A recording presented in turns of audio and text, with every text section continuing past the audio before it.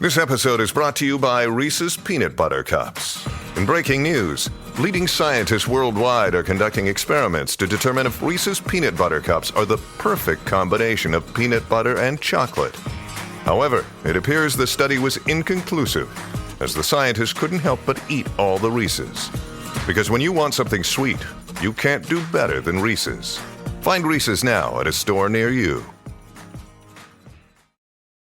This episode is brought to you by Shopify. Whether you're selling a little or a lot, Shopify helps you do your thing, however you cha-ching. From the launch your online shop stage, all the way to the we just hit 1 million orders stage. No matter what stage you're in, Shopify's there to help you grow. Sign up for a $1 per month trial period at shopify.com/special offer, all lowercase. That's shopify.com/special offer. Hey everyone, a quick warning before we get started. We will be talking about the mistreatment of farm animals in this episode, and some of the descriptions are graphic. Okay, here's the show.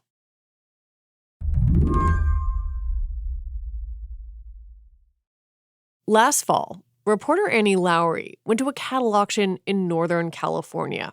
Dozens of cows were being sold at auction that day, but Annie's eyes settled on one, cow 13039. One of her eyes was kind of swollen and cloudy and rheumy, and it looked like she had an eye infection. Eye infections are pretty common in cows. And the other was completely patched. Annie's a reporter at The Atlantic, and over the years, she's written a number of stories about farms and farming. She was face-to-face with this cow because she'd gotten information from activists and whistleblowers about mistreatment on one of America's premier organic dairy farms. And then we took the patch off of the other eye, which was her right eye, I guess. And, the eye was not really in her skull anymore and was very badly damaged. There was a lot of blood and pus. And we didn't end up publishing the photos that I took from that night, but it was a really startling thing to see. Lots of cows are sold at auction. Some are perfectly healthy, some are not. It's important to note that according to guidelines from the group that certifies regenerative organic farms, cows culled from a herd are not supposed to be sold at a standard auction. But their cow 13039 was anyway. All the veterinarians Annie spoke to said it sounded like the cow had something known as cancer eye, what we'd call ocular cancer. What was it like being so close to a cow in that kind of distress? It wasn't pleasant. It was tough. I was going back and looking at my notes, and I just kept on. I can hear myself in my own tape saying, if I had a gun, I would kill this cow myself. 12 hours after Annie saw her, cow 13039 was euthanized with a rifle shot.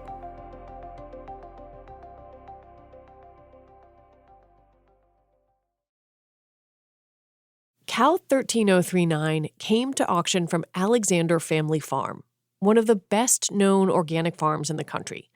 A farm that's certified humane, non-GMO, grass-fed, USDA organic, pretty much any label that might indicate a farm is following best practices. But what Annie found, and what whistleblowers told her, is that despite all that, cows were still being grievously harmed.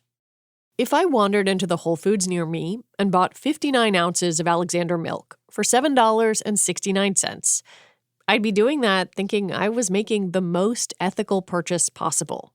One that was expensive, sure, but good for my family and for the cows on the farm. But that's not necessarily true. One thing that interested me here is that Alexander is best of the best. They are certified as best of the best. Their cows, as a general point, have much better lives than the cows that are in conventional mega farms that produce much of the country's milk. But it's really hard to create agricultural products, food products at scale without having some really tough trade-offs, and the math kind of gets balanced on the backs of the animals. Today on the show, if one of the best farms in the country failed to keep its own promises, how can we trust the system we rely on to feed our families? I'm Lizzie O'Leary, and you're listening to What Next TBD, a show about technology, power, and how the future will be determined. Stick around.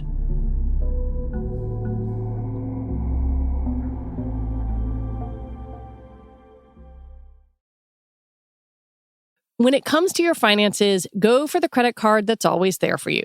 With 24/7 US-based live customer service from Discover, everyone has the option to talk to a real person anytime, day or night. Yep, that means no more waiting for, quote, normal business hours just to get a hold of someone. We're talking real service from real people whenever you need it. Get the customer service you deserve with Discover. Limitations apply. See terms at discover.com/creditcard. This podcast is brought to you by Progressive Insurance. Whether you're driving, cooking, or doing laundry, Progressive knows the podcasts you listen to go best when they're bundled with another activity, much like how their Progressive home and auto policies go best when they're bundled. Having these two policies together makes taking care of your insurance easier and could help you save too. Customers who save by switching their home and car insurance to Progressive save nearly $800 on average. That's a whole lot of savings and protection for your favorite podcast listening activities, like going on a road trip, cooking dinner, and even hitting the gym. Yep, your home and your car are even easier to protect when you bundle your insurance together. Find your perfect combo. Get a home and car insurance quote at Progressive.com today. Progressive Casualty Insurance Company and Affiliates. National average 12-month savings of $793 by new customers surveyed who saved with Progressive between June 2021 and May 2022. Potential savings will vary. If you were to picture an ideal farm in your head, Alexander Family Farm probably comes close. It's made up of 5 farm sites spread across 2 stunningly beautiful counties in Northern California, with misty fields backed by wooded mountains. Alexander cows are pastured. They live outside, eat grass, and roam alongside elk and migratory birds. What brought Annie to Alexander, and to the auction where she met cow 13039, was a report from the farm advocacy group Farm Forward. They collected the accounts of several Alexander whistleblowers. Annie then talked to the whistleblowers in person. The whistleblowers' main allegation is that the calves that Alexander was sending to auction were in really bad shape. Some of them had paralysis, some of them were emaciated, some of them had cancer eye, and they were often at auction only getting 5 cents or 10 cents a pound, where a really healthy big cow might get $1, $2. So that's one thing. The second thing they were alleging is that there was mismanagement on the farm that led to the brutalization of a lot of cows there, that cows were, for instance, getting injured and not being found by the herdsmen, and so they were being left in fields with injuries. There was the allegation that in some cases mismanagement led to the mass death of cows. So in one particularly disturbing incident, the cows were supposed to be fed hay. The hay delivery was late, and the cows got famished. And dairy cows are really, really hungry animals because they are producing milk, and they get hungry really, really fast. And so when the truck finally came, they stampeded, and a number of them died at the moment of the stampede. And then some others needed to be euthanized immediately after. And so that was an incident that Alexander acknowledged had happened, and they said that they put new practices in place. And then some of the incidents are what I think of as sort of more common things that come out in these kinds of whistleblower reports. So individual isolated incidences of cruelty that are really hard on the cows. So there was videos or photos of cows being dragged, live cows being dragged. That is specifically not allowed. It's not legal to do that because you can really hurt the cow pretty badly. In one case, a cow had her teat cut off as a treatment for mastitis. And so Alexander, just the broad standards are pretty high, but I think that even in best-of-class farms, stuff like this happens. We reached out to Alexander Family Farm to ask about the allegations, and they provided us with this statement, saying, "We have been targeted as part of an ongoing campaign by an animal rights activist group that is questioning the validity of humane farming certifications and whose stated goal is to end dairy farming. We first learned about this when Annie Lowry contacted us. We met her in our home, showed her around our dairy farm, shared copies of humane audits and protocols documents, and answered her questions. We are guided by a deep care for our animals, as well as protocols established by experts in the treatment of farm animals. In addition to certifications, audits, and surprise inspections, we have an animal nutritionist, local veterinarians, and national experts in animal welfare who visit our farm on a regular basis, not to mention the hundreds of visitors who visit our farm every year. Caring for our animals is the foundation of what we do. While many of the whistleblower allegations seem to result from mismanagement or cruelty, others reflect how stringent the rules around organic farming are. One of the allegations is that sick or injured cows didn't get antibiotics. They were withheld. And the reason that seemed to be happening, according to the whistleblowers, is because the U.S. has draconian restrictions. This is like a national rule. Draconian restrictions on the use of antibiotics in cows or in all livestock. So once a cow has been given antibiotics once at any point in her life, her milk is no longer organic. She's no longer an organic cow. That's not how Canada or the EU does it. And it creates this moral hazard where organic farms will do anything not to give a cow antibiotics. And so, even if the cow could be given a short treatment and then kind of returned to the herd, as would be in other countries, they don't do that here. I would note that per the National Organic Program's rules, which that's, an USDA program, farmers are also barred from withholding antibiotics in order to maintain the standard. But that puts them in a tough position. I truly did not know until I read your story that was something that farmers did to maintain the organic standard, that if you had mastitis as a nursing human, you would get antibiotics if it was bad. And that is clearly not the case with cows on a lot of organic farms. Absolutely. And it's something that, we tried to get into a little bit in the piece. Might be a judgment call as to whether you need antibiotics. What does need antibiotics mean? Does it mean that it's going to take you 4 months to recover instead of 2 weeks? Does it mean that you'll die of sepsis? Because, you as a human, you could get through mastitis or a urinary tract infection or any of a million other really horrible things without antibiotics. But, it might be a lot better for you if you got them. And that's true for cows, too. You said that Alexander acknowledged that some of these incidents happened. How did they treat the breadth of the whistleblowers' complaints that you came to them with? They questioned my motivations, the motivations of Farm Forward, which I think is fair. I've written before about the fact that I'm vegan and I don't eat animal products. And so they were kind of like, is this vegan propaganda? And I sort of said, nope, I'm reporting and I'm not trying to use this piece to get anybody to change their dietary patterns. But I thought that was fair. They questioned the motivations and the knowledge of the whistleblowers. Farm Forward didn't give them the full corpus of photos and videos and everything that they had in the report before they released it. And I think that was a little bit distressing for them, too. I think it would be distressing for anybody. This is a really big farm. And that means that, the Alexanders themselves don't have eyes on all of these cows. How could they? From the furthest two farm sites apart from each other, it's a 2-hour drive. Wow. This is a really big operation. 4,500 dairy cows, 4,000 calves born per year. And so I think you can say reasonably, tough things are going to happen in that circumstance. They have dozens and dozens of employees. I also came to think that we have problems with oversight of farms that exist far outside Alexander, which, again, I really do think they're doing as good a job as anybody of a farm at their scale could be doing in some ways. The national organic rules, I think, are probably not what consumers expect them to be. And the oversight of these certifying agents, they're not really a replacement for a government agency. When we come back, why isn't there a government agency doing this work?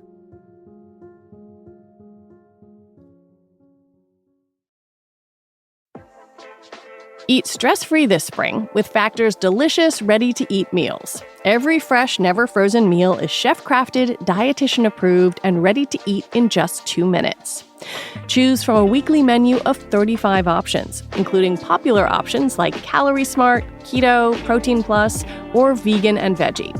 Also, discover more than 60 add-ons every week, like breakfast, on-the-go lunch, snacks, and beverages to help you stay fueled and feel good all day long.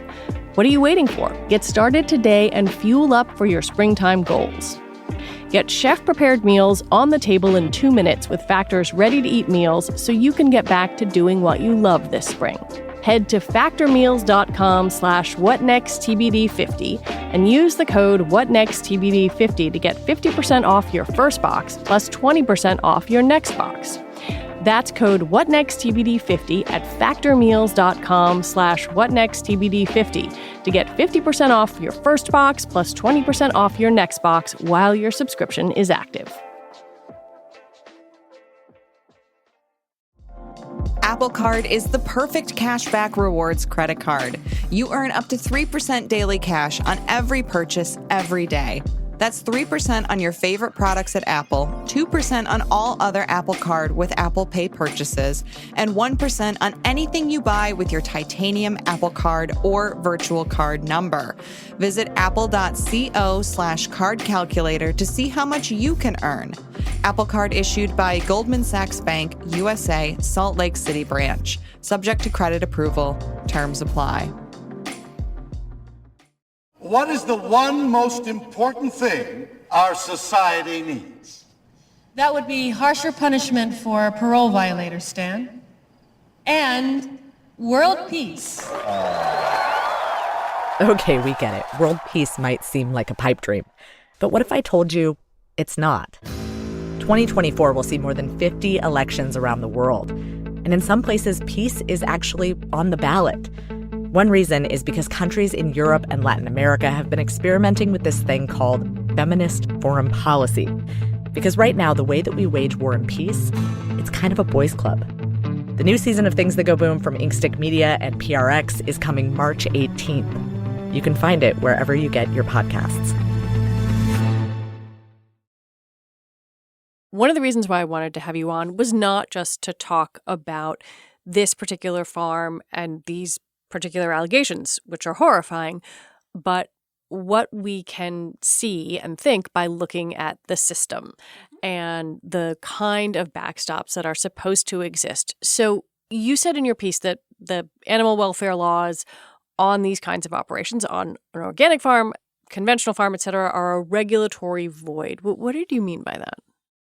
There is no national federal legislation regarding the treatment of farm animals on farms. There is federal legislation regarding the treatment of animals in transit, in auction, and at slaughter. Why does that gap exist? The laws are really designed to protect humans, not animals. So the slaughter laws are to make sure that diseased animals aren't getting into the food system. The Animal Welfare Act, it's really aimed at animals in places like laboratories and pet stores. It doesn't apply to animals on farms. So animal cruelty laws at the state level, of which there are many, apply to animals on farms. However, there is this standard that farms can do things differently if it is necessary and justified by the need for the farm to produce food. And what that means is that this is kind of a grotesque example, but you could not spay or neuter your puppy in your house with no anesthetic. That would be animal cruelty. However, a farm can, and farms do, spay, neuter, castrate animals without anesthetic on the farm all the time. They have to produce food. They're dealing with thousands and thousands of animals. And so enforcement for these local animal cruelty laws falls to local police authorities, but they're not performing checks on farms. They often don't know what to look for. The USDA doesn't perform animal welfare checks at all. They have no authority to do that. They do perform some kind of environmental checks, but there's just nothing here. So we could have like a national farmed animal welfare standard. That would really improve the lives of billions of animals in the food system. But it just doesn't exist in the U.S. In its place, a series of nonprofits have sprung up to audit and certify different farming operations. You might see the label Certified Humane on some products, or one saying GAP Standard, which stands for Good Agricultural Practices. because there's this legal void, there are these certifiers, nonprofit certifiers, who set out series of rules, have farms comply with them. They perform audits on the farm, usually about once a year, and then they certify the food. So you've probably, if you shopped at kind of a fancier grocery store, you've probably seen these certified humane or GAP standard 4.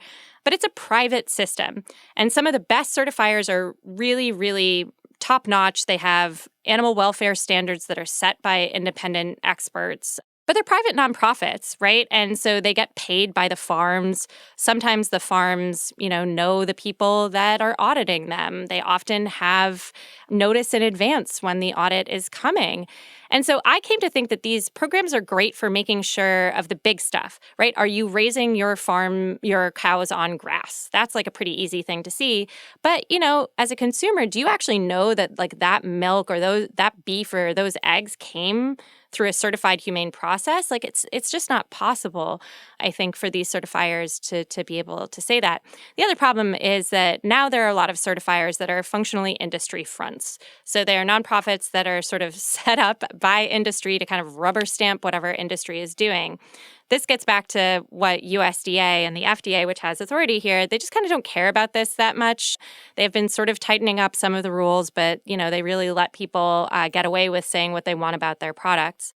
So thinking about this as a consumer, admittedly, one who has no real expertise in discerning between these different labels, what one means, what another means, how do you think about that, or how does one think about that going into a grocery store? Because after all, tons of people are okay paying a premium for something they think is better for sustainability, better for their families. How are you supposed to sort through it? This is really problematic. I think it's really hard to know. You can see all of these little logos and all of these words on these products, but I think this is a place where the government isn't doing a great job at consumer protection. And it's also not really fair to the farms either. Because if you're a farm that's trying to do it right, that is putting in all of this expensive architecture to improve your food products and to charge a premium because, you're actually creating these situations for animals that are higher welfare, it's enraging to a lot of farmers that anybody can kind of say anything. It's not a place where I think that we have enough regulatory enforcement. And I really question whether USDA should be the organization responsible for this at all, right? USDA is there to support American agriculture. They're not a cop. This is why the Department of Energy and the Environmental Protection Agency are separate. It is why the CFPB and the SEC are separate from Treasury and the Fed. Usually when we have regulatory enforcement that needs to be done, it's not done by the agency that is also promoting that industry and stabilizing it. Right. We saw that happen right before the financial crisis. It did not end well. No, it did not. And so this is a place where I think that there's some really big questions. And the problem is that, animals can't advocate for themselves. And you have animal welfare groups and farm groups, but, there's not a lot of pressure to rationalize this. And there's not a lot of pressure from consumers who I think often want a better product, but they don't want to think about this. They're not going to vote for it. It's not like anybody's out there picketing for it. Right. I mean, most of the time I go to the grocery store and we are not vegan. My child, who is a small child, drinks a lot of milk. Mm-hmm. And I am trying to do the best thing, but sometimes pressure is on and you're just going to grab the thing and get out of the store. Yeah, absolutely. I think it's way too much to ask people to make these choices as an individual consumer and to not have some reliable system for them to be working in. Some states have done this. They've created animal welfare laws regarding the state of farmed animals. So things like banning battery cages that laying hens live in, or gestation crates where pigs give birth. I think we could have a lot more rulemaking there. Again, I don't know that it's popular. Sometimes I think that the downside is that you end up with more expensive products, and groceries are really expensive. Inflation has been awful. But I do think that there's a lot of space for us to just set much better baseline standards. The economics of the dairy industry are also to blame. Research by the USDA found that over the past 7 decades, milk consumption has decreased significantly. Some of that decline is about alternatives, oat milk, soy, almond milk. But more of it is that we just drink less milk overall. And at the same time, being a dairy farmer has gotten vastly more expensive. One thing I heard from a lot of the dairy farmers that I talked to for this piece, including the Alexanders, is that dairy is hard or difficult or complicated, they kept on saying. It doesn't scale very well because if you have a cow that's being raised for beef, most often what happens in the United States is the cow spends, a year or two out on range with other cows. Mothers and calves are not separated. They just are allowed to live out. They eat grass. Then towards the end of that process, they're brought to a feedlot where they fatten them up, and then they're sent to slaughter from there. But the cows actually have relatively little interaction with people, and they're not messed with that much. They're just allowed to grow, and then they're slaughtered. Dairy cows, on the other hand, they go through this process where they're bred or inseminated, their calf is taken away, they're milked twice a day, maybe 3 times a day, which means being brought into and out of a barn multiple times a day. And then when their production ticks down, they are either sent to slaughter, so they become a beef cow, or they're sent to auction, so something else happens. And then in some rare cases, they're euthanized. So dairy just doesn't scale. It's hard to get more production out of a given set of dairy cows. And an operation with 5,000 dairy cows is not going to be that much more efficient than an operation with 1,000 or 200. And so when I thought about that economic issue, it really made me think differently about dairy and the humane impact of dairy. Because I know a lot of vegetarians, they're like, yeah, I don't want to eat a dead animal. But I'll drink milk. Right? Or I'll eat eggs. And the truth is that, eggs and milk require something of animal that is a lot more difficult, a lot more painful, requires a lot more probably unpleasant interaction than just like a chicken who's raised and then slaughtered or a beef cow. I do also agree that if we raise the standard for dairy producers, so if we said that all dairy cows in the United States need to have access to grass and pasture, prices would go up a lot. And that would put a lot of pressure on an industry that is facing now fierce competition from things like oat milk and almond milk and all of the other alternatives that we have. And so, it's pretty tough. What kind of reaction have you had from people in the farming community or from dairy farmers? Have you heard from them? Got a lot of notes from farmers, a lot from dairy farmers about just how hard this is.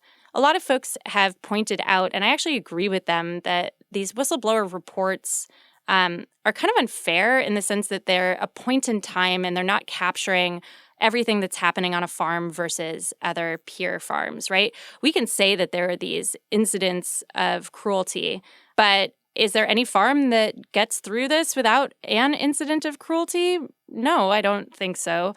But that also made me think that, it would be better if we had a system where we weren't relying on whistleblower reports, if we had better standards and they were being enforced by some agency, by some cop who actually knew what to look for. So one thing I really do deeply feel is that consumers shouldn't be tasked with sorting through all of this. And, the rules should be clear and transparent for farmers, too. There could be stronger checks, and that would give everybody a lot more confidence in the system. There isn't really a system at all right now. Annie Lowrey, thank you for your reporting and for coming on. Thank you for having me. Annie Lowrey is a reporter covering business and economics for The Atlantic. And that is it for our show today. What Next TBD is produced by Evan Campbell, Patrick Fort, Shayna Roth, and Anna Phillips. Our show is edited by Paige Osborne. Alicia Montgomery is vice president of audio for Slate, and TBD is part of the larger What Next family. And if you like what we are doing here, there's a great way to support our work. Just join Slate Plus. Head on over to slate.com/whatnextplus to sign up. All right, we'll be back next week with more episodes. I'm Lizzie O'Leary. Thanks for listening.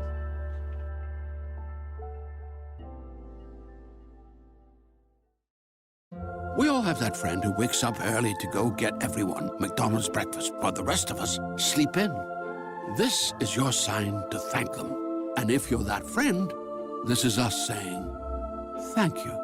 Just a friendly reminder that right now, get any size iced coffee before 11 a.m. for just 99 cents. And a satisfying sausage McMuffin with egg is just $2.79. Price and participation may vary. Cannot be combined with any other offer or combo meal. Ba-da-ba-ba-ba.